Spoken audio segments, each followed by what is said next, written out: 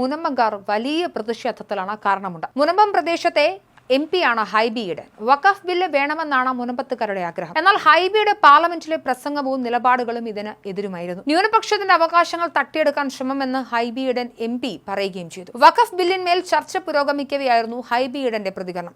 മുനമ്പം BJPക്ക് രാഷ്ട്രീയ വിഷയം മാത്രമാണ്, എന്നാൽ തനിക്ക് മുനമ്പം വ്യക്തിപരമായ വിഷയമാണെന്നും ഹൈബി ഈഡൻ പറഞ്ഞു.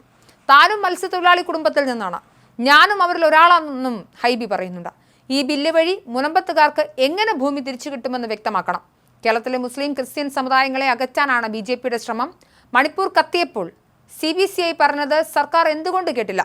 ആംഗ്ലോ ഇന്ത്യൻ സംവരണം ഇല്ലാതെയാക്കിയ സർക്കാരാണിതെന്നും ഹൈബി കുറ്റപ്പെടുത്തുന്നു. ഇതിന് കേരളത്തിൽ നിന്നും കേന്ദ്രമന്ത്രി ജോർജ് കുര്യൻ നൽകിയ മറുപടിയാണ് ഇപ്പോൾ ചർച്ച.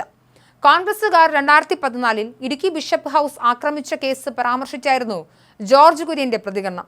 2021 പാലാ ബിഷപ്പ് ഹൗസ് PFI ആക്രമിച്ചു. അന്ന് ഇന്നത്തെ പ്രതിപക്ഷ നേതാവ് പറഞ്ഞത് ബിഷപ്പിനെതിരെ കേസെടുക്കാനാണ്. നരേന്ദ്രമോദിക്ക് മാത്രമേ മുനമ്പത്തുകാരെ രക്ഷിക്കാൻ സാധിക്കൂവെന്നും ജോർജ് കുര്യൻ പറഞ്ഞു. കേരളത്തിലെ ബിഷപ്പുമാർ മോദിയെ കാണാനെത്തുകയാണ്, നിങ്ങൾ വടക്കോട്ട് നോക്കിയിരിക്കുമെന്നും ജോർജ് കുര്യൻ പരിഹസിച്ചു. ഇതോടെ ജോർജ് കുര്യന്റെ പ്രസംഗം രാഷ്ട്രീയ പ്രതിസന്ധി ഉണ്ടാകുമെന്നും കോൺഗ്രസ് തിരിച്ചറിഞ്ഞു. ജോർജ് കുര്യൻ ഇനി സംസാരിക്കാതിരിക്കാനും നീക്കം നടത്തി. രാജ്യസഭാ MP ആയ ജോർജ് കുര്യൻ എങ്ങനെയാണ് ലോക്സഭയിൽ സംസാരിക്കുന്നതെന്നായിരുന്നു KC വേണുഗോപാൽ ഉയർത്തിയ ചോദ്യം.